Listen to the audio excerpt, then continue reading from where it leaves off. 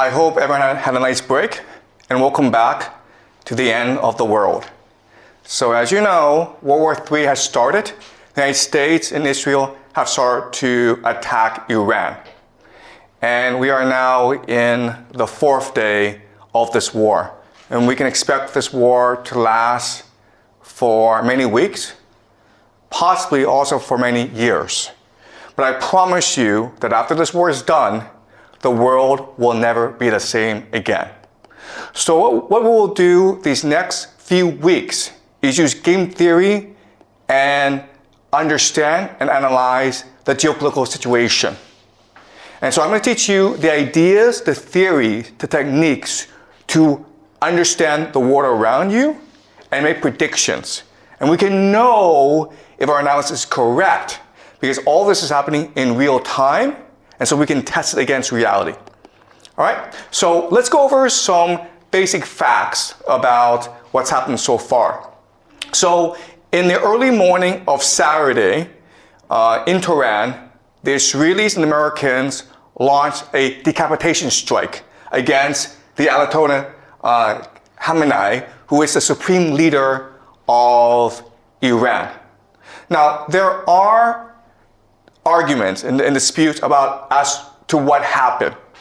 The Americans and Israelis said that they had real intelligence about where the leader was, and so they sent airplanes to just bomb the crap out of the place. They also had a spy who was able to record the body of the dead Ayatollah. And then this was announced. At first, the Iranians denied this, and the Iranians insisted he was still alive. But eventually, state media admitted that he did die in the airstrike. But then what they also said is that the Ayatollah, he's 86 years old, and he chose to die. He could have gone to Moscow, but instead he chose to stay in Tehran and die for his people. But not only that, but he died along many of his relatives. He died along with his daughter, his son-in-law, his grandchildren. So many of the family died in this assault. Also, there's been reporting that he had prostate cancer. Okay, so he was going to die fairly soon as well. So what you need to understand first about the war is that even though the Americans and the Israelis claim great success in decapitating the leadership of the Iranians, from the Iranian perspective, this is a martyrdom, okay? And so the religion of the Iranians is called Shia Muslim. And this is different from Sunni Muslim. So Sunnis are the majority. They're about 9% of all Muslims in the world. The Shia have always been the minority. And as such, they've always been persecuted.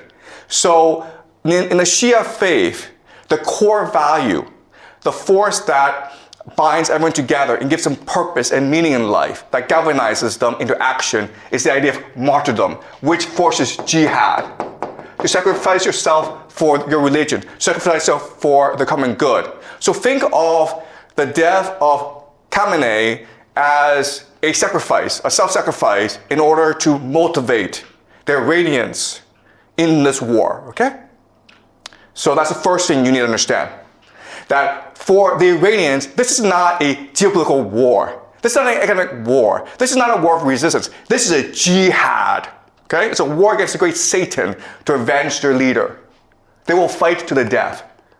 All right? That's number one. Number two is this. Also that morning, when the Ayatollah was killed, the Israelis struck a school in the south of Tehran, killing about 150 school children. These are girls in primary school. And again, there's a lot of debate and argument as to what happened. The Israelis said that, first of all, the school was next to a military base. We were targeting a military base. And second of all, it wasn't us which struck the school. It was a air defense missile that went off course. Okay? And the Iranians insisted no. The Israelis purposefully attacked the school to kill the school children. And then you're like, why would the Israelis do that? But then these few years, Well, we've seen what they've done in Gaza, in Palestine, to the Palestinians. And it's pretty consistent what the Israelis have been doing. All right? So this action against the Israelis, it's meant to show to themselves and the world that we are now all in. Okay? We've made the sacrifice. We are now committed to this war, to winning this war at all costs. And this action has also provoked the Iranian people to resist with their full might, okay? So I want you to keep this in mind. And again, we don't have complete evidence that it's the Israelis who did this, but given past actions from the Israelis, this is fairly consistent with what they've done, okay? So we can assume that this is something the Israelis did. Why they did this, what the purpose is something we will discuss as we move on, okay? It's very complicated. Next, I want to show you this. This is Dubai.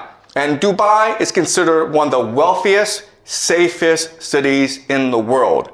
There are thousands, tens of thousands of Westerners who move to Dubai because it's clean, you don't pay any taxes, you make a lot of money, and there are great restaurants. And this is really the economic model of Dubai. It's one of the GCC countries, okay? The Gulf coastal countries. And for the longest time, Dubai had a really good deal because they were under the protection of the American military. So they didn't have to pay for defense. And then they were in the Middle East, which is the oil producing center of the world. And so they focus on aviation, they focus on logistics, they focus on finance, on tourism. They became extremely wealthy, right? I'm not sure if you've taken Emirates, one of the best airlines in the world. So their airport, Dubai Airport, is the busiest in the world. And Dubai, for the longest time, was flourishing under American protection. And Dubai said to the world, listen, we're like Switzerland. We're neutral. We don't want any involvement in any wars. We're here just to take care of our citizens, to make sure everyone has a good time, to make money. And then right after the war started, the Iranians attacked the GCC, okay? Dubai, Abu Dhabi, Bahrain, Qatar, Kuwait, they attacked these places. And these places were like, what's going on? We're neutral, man. We're not involved in this war. And the airport was shut down in Dubai. At one point, the rich people in Dubai were willing to pay about $250,000 US just to get on a plane and get out of there. Okay? So, the reality is this. For the longest time, Dubai had a reputation for being safe, and that's why people moved their money there. Guess what, guys? After what the Iranians did, it's dead. Dubai as a city, in the long term, it is dead. Because you're a wealthy Westerner, you're not going to move to a place where it could be attacked anytime by the Iranians. You might move to Singapore, you might move to Hong Kong, Japan, South America, but you're not moving to Dubai, okay? So the big question for us is, why did the Iranians do this? It was the Israelis and the Americans who attacked you. Why go after the GCC? All right? And not only that, but they're escalating the attacks against the GCC. So this is something that we will look at very closely today. Well, the short answer is because these places, even though they pretend to be neutral, they house the American military. They allow the Israelis and the Americans to use their airspace to attack Iran from. All right? So this is Bahrain. Now, Bahrain is interesting, okay? Because I want you guys to remember this. But Bahrain will probably be one of the major centers of this conflict. Because, first of all, this is the American Fifth Fleet. All right? This is their naval base in the Middle East. And as you can see, the Iranians are attacking it with missiles. And it's being blown up. Bahrain is interesting because it has about 50% or even more, okay, Shia, which is the religion of the Iranians. But the people in charge are the Sunnis. And so what makes this strike really important from our perspective is, first of all, not only are the Iranians attacking US military assets, not only are they destroying the economies of the GCC, but they're also trying to ignite a religious war, right? Because you're Shia, you're loyal to the Ayatollah. And if he's dead, then you must, as a religious obligation, now commit jihad against your enemies. And it's no different in other religions where, listen, if you want to kill the Pope, the Catholics would be really angry at you and they would want to kill you, right? So now you have the Shia who will probably eventually arise, creating a revolution in Bahrain, okay? So I think Bahrain will be the first to fall. Dubai will probably go bankrupt, okay? But in the long term, we can expect the entire GCC area, including Saudi Arabia, to eventually collapse, okay? And so this is something we'll use game theory to understand. All right, let's continue. So we will know how this war develops just based on geography, okay? So this is a map. And this map, even if you don't really know the war, even if you don't know the participants, even if you don't know the weaponry, this map will tell you exactly how this war will progress. All right, so some certain things to keep in mind about this map. This is what we call this area, okay? Really small, it's 33 kilometers wide, okay? People can swim across it. It's really, really narrow, okay? This small area, guys, it's called the Strait of Hormuz. All right? And it's important because it's really the center of the world. This one area is the nexus, the pivot of the world. Let me explain why. First of all, from the GCC, you have 20% of all the world's oil flowing through this narrow strait. Where does it go, guys? It goes to Asia, India, Pakistan, South Korea, China, Japan. India depends on 60% of its oil from this area. China depends on 40%. Japan, 75%. Prime Minister Takaichi of Japan has said that, listen, if the Strait of Hormuz closes, we will run out of oil in about 8-9 months. The entire Japanese economy would collapse in 8-9 months if the Strait of Hormuz were to close. And guess what? The Iranians have closed the Strait of Hormuz. Okay? So we can expect that the entire global economy will suffer greatly over the next few months. All right, so that's point number one. Point number two is, okay, so the GCC sends oil across the Strait of Hormuz, and what do they get back in return? Food, guys. All right, so people don't appreciate the GCC, but it is really the linchpin of the American empire. Because what is the American empire? The American empire is the petrodollar. All right? The idea of the petrodollar is this. The US dollar is worth nothing. It's only valuable if people want it. But the GCC says that if you want oil from us, you have to pay us in US dollars. Okay? Then that is the basis of the value of the US dollar. So, if the GCC collapses, the American economy and the American empire both collapse at the same time.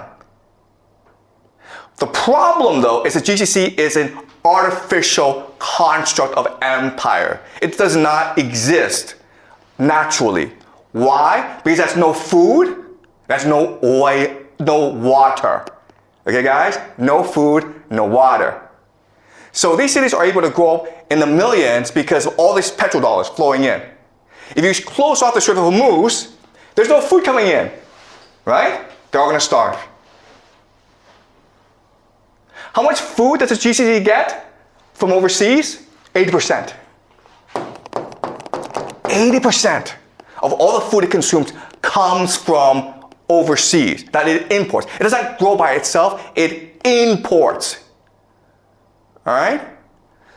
So the Strait of Hormuz is really key. And again, the Iranians will close it in order to strangle the global economy and therefore bankrupt the American empire. All right? Second thing you will notice is these mountains. These mountains is what we call Iran. All right, this is Iran. This is GCC. Okay, this is not a fair matchup, right? Because these are mountains. And what can you do in mountains? Well, you can hide rocket bases. You can hide drone bases. You can hide missiles. And that's the entire Iranian offensive strategy. All right? From here, they can hide missiles and drones from which to attack the GCC. And what are they attacking? They're attacking three things, right? They're attacking American military bases. American military bases. That's number one. Okay? Is it possible for the Americans to defend against these attacks? The answer is no. It's not. It's the silliest thing in the world. You have all these bases in the Middle East, but you cannot defend them against the Iranians. That's kind of strange. Okay, but that's number one. Number two is oil and energy. How hard is it to blow up an oil field with a drone? Not hard at all. Can you defend these oil fields? No, you cannot. All right? Number three, and this is most important, is water. Okay? You guys don't know this, but the GCC has little access to fresh water. So the only way that it can produce water is what we call desalination plants. Okay? These factories that take salt water and then through an electrical chemical process turn it into fresh water for the population to use. 60% of the water supply in the GCC comes from desalination plants, okay? 60%. Is it hard to blow up a desalination plant using a drone? The answer is, it's very easy. You understand? Okay? So you have this absurd situation where Iran is a mountain fortress where it can hide its offensive capacity, and the GCC, it's just this desert, this flat desert, and it is exposed to attack, and there's nothing it can do about it, okay? So at any point in this war, the Iranians can choose to just destroy the entire GCC, and there's nothing that anyone can do about it. Okay, but Iran also has a weakness, okay, and this is fundamental. So Iran also has a water problem, okay? So for the longest time, they suffered a drought issue, okay, just climate change. And so what the plan of the Israelis and Americans is destroy the water supply of the Iranians. Because the fortress, it is a mountain fortress, but it can also be a mountain prison as well, where people are trapped inside with no access to water. Okay, so what we're going to see right now, we're already seeing attacks on civilian infrastructure, hospitals. In the future, you'll see attacks on water supply, on dams, on reservoirs, on power plants. The point, the idea is to make Iran so inhabitable that the people will have to rebel against the people, or there'll be a refugee crisis in Iran. Okay? So as you can see from this map, this war, it is the end of the world.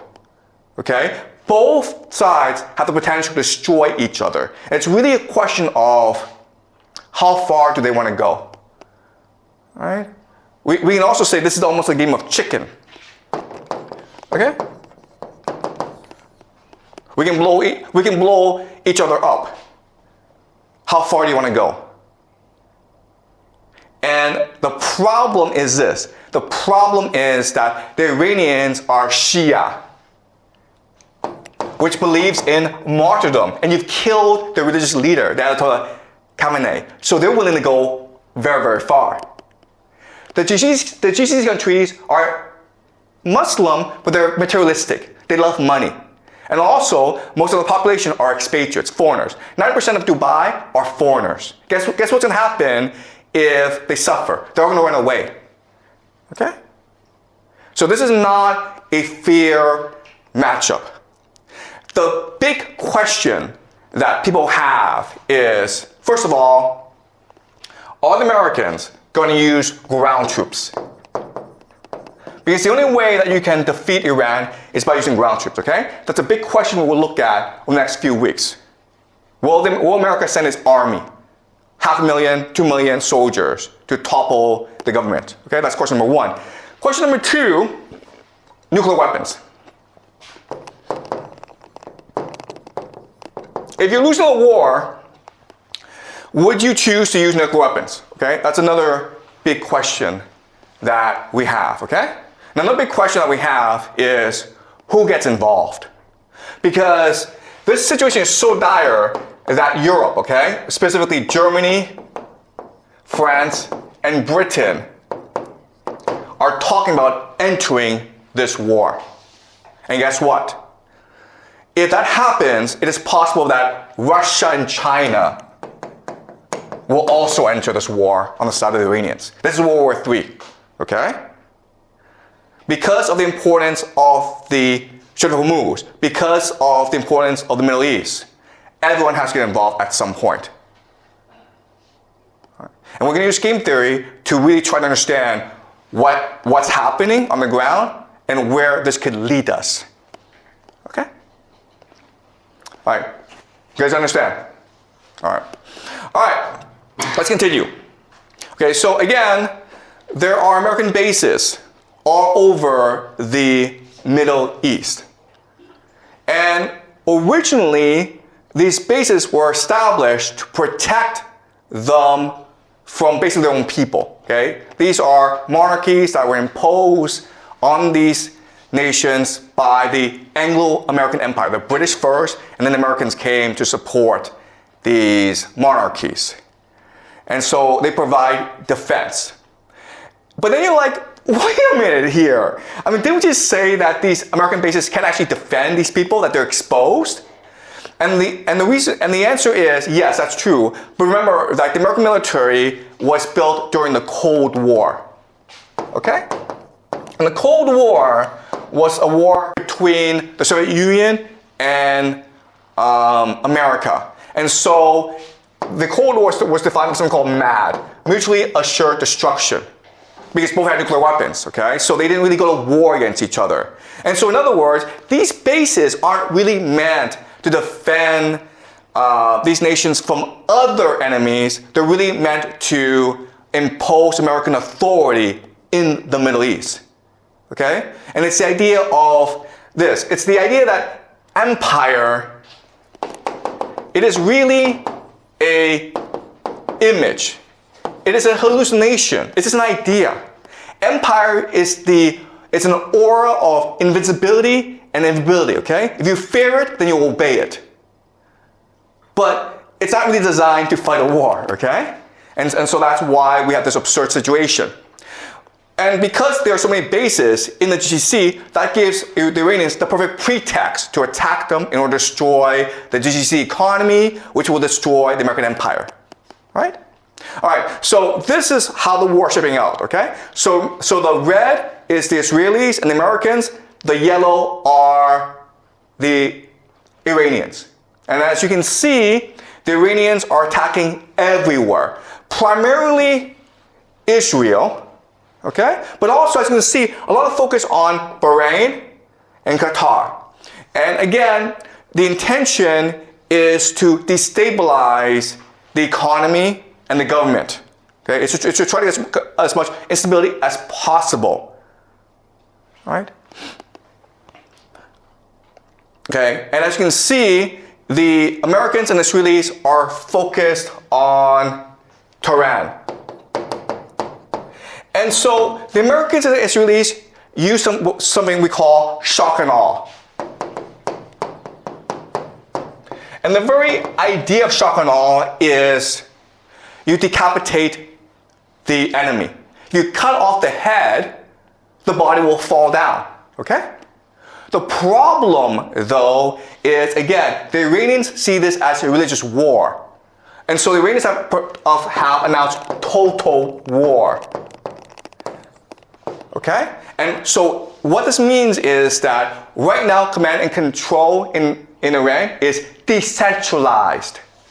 There's no one person telling everyone what to do. Every region has its own orders, has its own strategy. And so if you knock out Tehran, everyone else keeps on going. So if you take off the head, it doesn't change anything. Okay? But unfortunately, the Israelis and Americans use this as a military doctrine. Military doctrine just means how you design your military for what purpose. And so, even though the Americans seem like an invincible army, they are not equipped to fight a 21st century war against drones, against destabilization, against religious fanatics. Okay, they're just not. All right? But unfortunately, because of military doctrine, they're going to keep on attacking Tehran.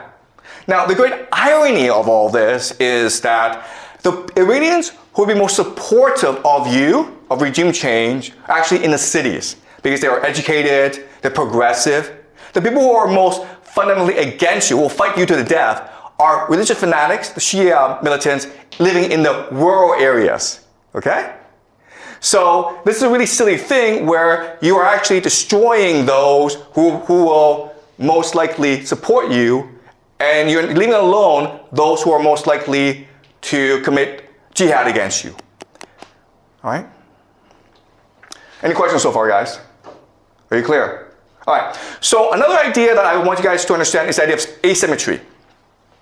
Asymmetry. All right. So what is asymmetry?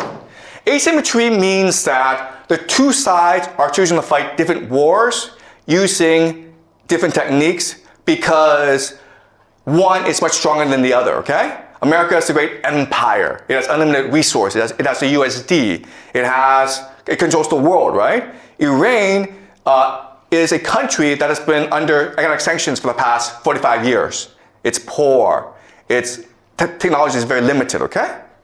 But as we learn in this class, actually, those nations that are poor actually have more energy. They're more open, and they're more cohesive. All right, so let me give you an example.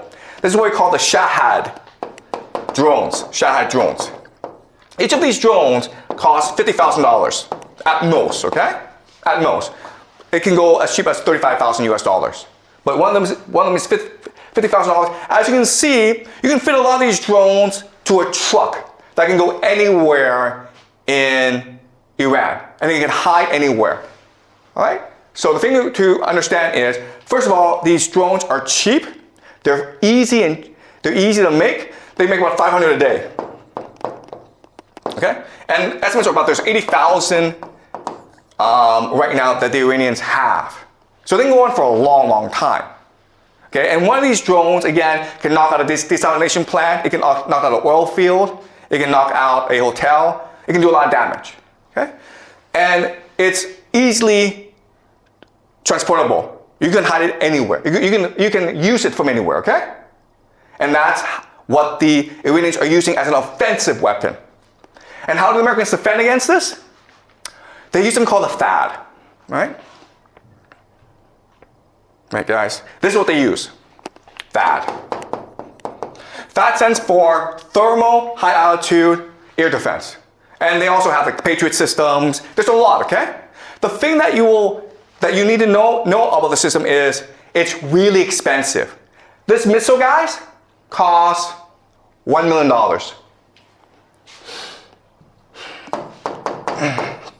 $1 million.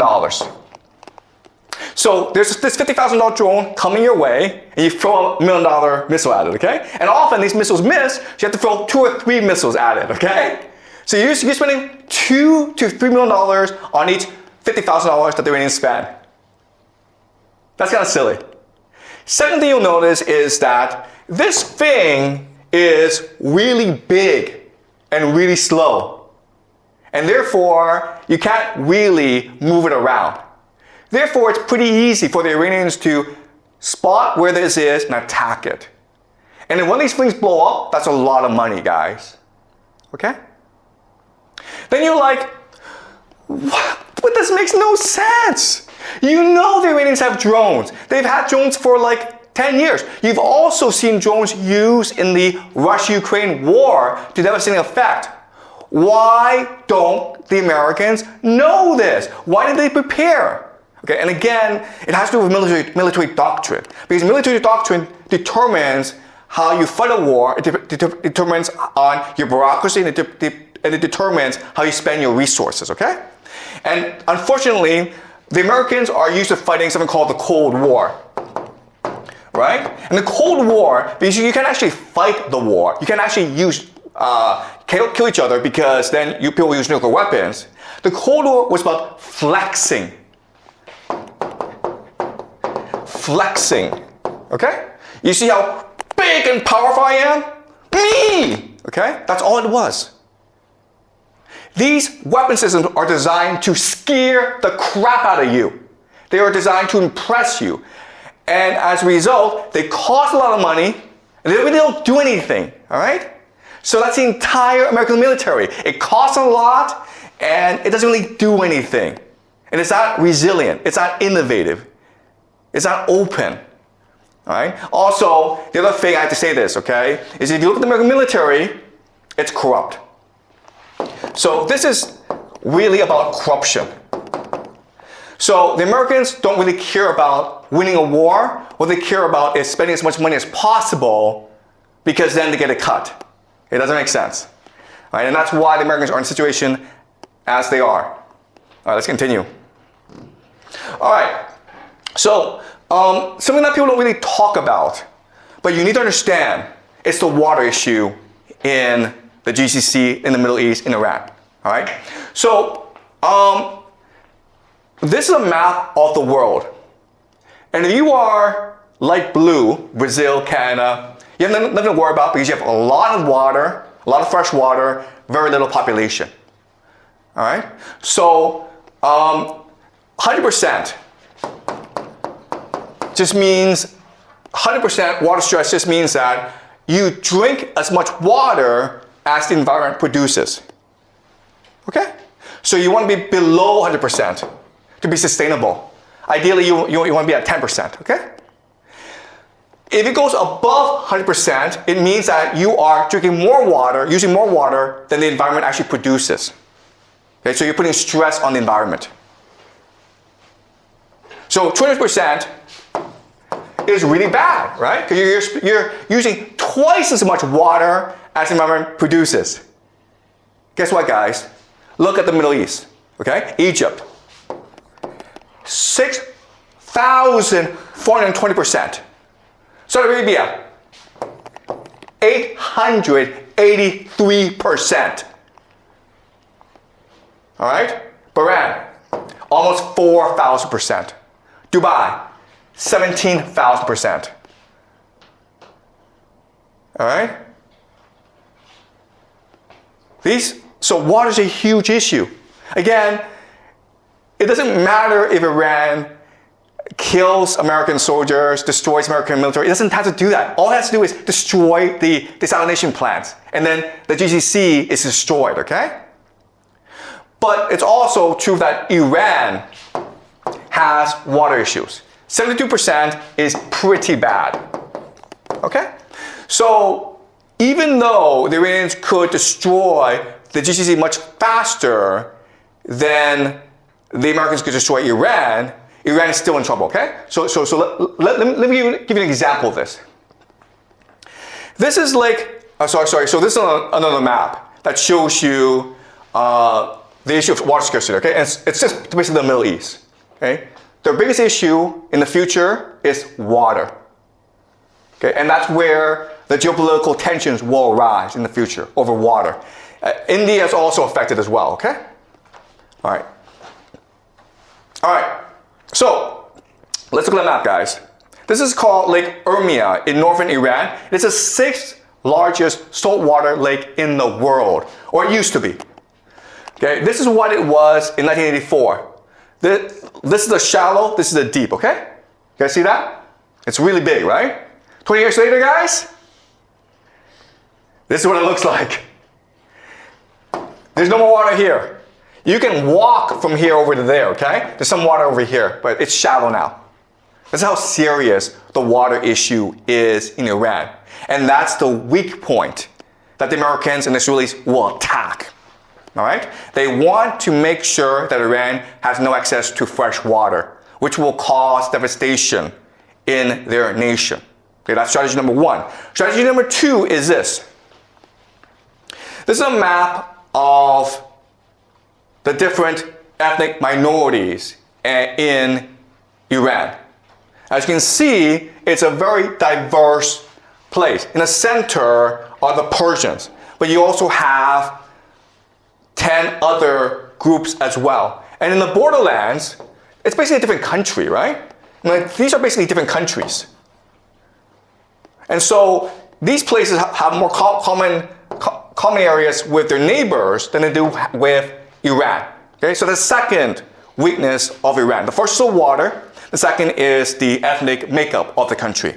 So the strategy of the Americans and the Israelis moving forward is to destroy Iran as a coherent nation state, divided into ethnic enclaves, and have them fight over water.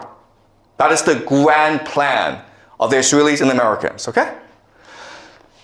All right. This is the vision where Persia is limited, and then all these other places are sponsored by the Americans and the Israelis. They're given money, they're given weapons, they're given political support, and then this war will wage over water forever. Okay?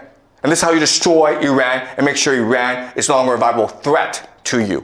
That is the plan of the Americans. Okay? As you can see, it's a pretty evil plan. And that's why they have not announced it. Right? Because if you announce it, you're like, why are you doing this? What did the Persians, what did the Iranians ever do to you to warrant you coming and destroying their civilization? And the answer is nothing. Right? So the Americans and Israelis will never admit they're doing this. But if you look at the map of water supply, of ethnic tensions, this is the optimal game theory strategy for them to use against Iran. Okay, does that make sense? This is a long-term plan that they have in place. And it's all moving towards this plan. But now the question then is, how can the Iranians respond to this? And the answer is this. This is a map of the Muslim world. Okay? So the light green are the Sunni people. Okay? That's 90% of the entire Muslim population, about 2 billion people. Okay? Then you have in dark green the Shia. So as you can see, the main place of the Shia is Iran. Okay? Iran is one of the few Shia nations in the world. But you can also see from this map that Shia are spread throughout the world. Okay? And so the first thing that the Iranians want to do is create a jihad to unite all the Shia against the American empire. All right? So what they want to do is create an uprising. And it's already happening, guys. The Shia in Pakistan stormed the American embassy in Pakistan, and the Americans killed a lot of people, okay? The Shia have attacked the American embassy in Iraq. The American embassy are being attacked in a lot of places, right? So the first strategy is to create an international global jihad of the Shia against the American empire. And it's already happening. It will continue for a long time, because the Americans have killed the Khamenei. Okay? And that requires vengeance. The other thing, though, is that it can unify the Muslim world. Okay? If you look at this map, most of the Muslim world is actually run by dictatorships that are not popular at all, okay? And they're allowed to exist because of the American empire, right? You go to Saudi Arabia, Egypt, Algeria,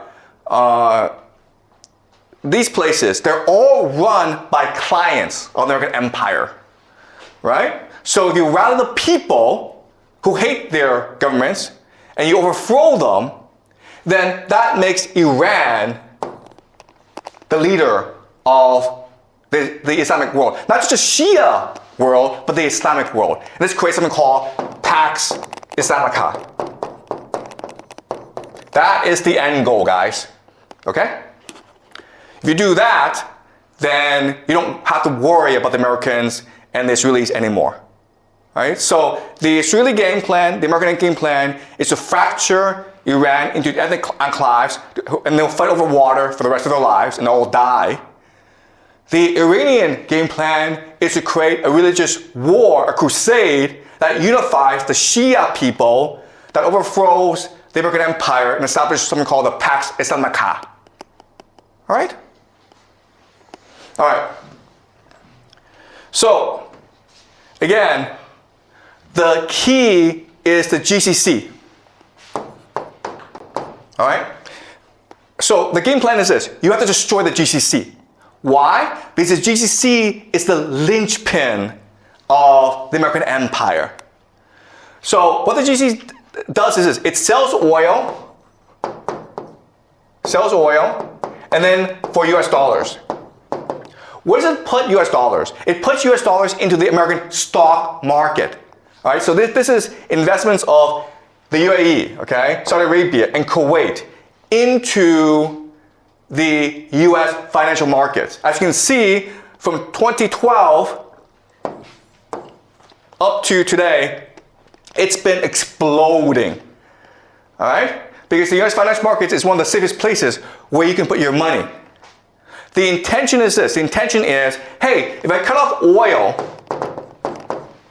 and these countries no longer have access to US dollars, they're forced to spend whatever resources they have on protecting themselves, okay? And then guess what happens? The stock market collapses. The stock market collapses. The stock market is the real growth engine of the US economy. The entire US economy collapses with it. All right? There are about maybe 7 companies in America that accounts for about a quarter of stock market growth, okay? These 7 companies, of course, are AI companies. NVIDIA, Microsoft, Google, Apple, okay? These are the companies, and then these companies are heavily invested in by the GCC nations. So if these nations are no longer able to invest in the stock market, these companies will collapse in value. And with that, that would lead to economic depression in America. Okay, does that make sense? All right, so that is the situation for today. Today was just an overview, guys, okay? I know we covered a lot. I know there's a lot to take in, but over the next few weeks, we will explore each issue in depth and really understand what's really going on, okay? All right, so any questions, guys? Any questions about what we've just learned? Okay. If other countries such as Italy, France, China, or Russia, they have also joined this war, like, what's the cause of they join the war? Because of oil or those resources? Okay. That's a good question, okay? So I don't want to spend too much time on this question because we will explore this question as we move along, okay? So the question is, what brings the world into this conflict? And the easy answer is just oil access, energy access, okay? They need to protect their energy supplies. Because remember, it's a very complicated situation because Europe is now fighting Russia. So Europe is not buying any oil resources, energy resources from Russia. Therefore, it depends a lot on the GCC. So the GCC is not providing them energy, then Europe will go bankrupt. Okay, so Europe needs to enter this war on behalf of the Americans. Okay, and then you have Russia, which cannot allow Iran to fall because if Iran falls, then they'll come after Russia next. All right, China is actually neutral. China's okay with either scenario. But that's just the way that the Chinese system is set up. Okay? So we're going to explore this question as we move along. But it's a very complicated issue. All right? Okay? And each nation will have its own different strategic interests to consider. All right? And what we need to know, what we need to figure out is that this war in the Middle East is actually connected to the Ukraine war.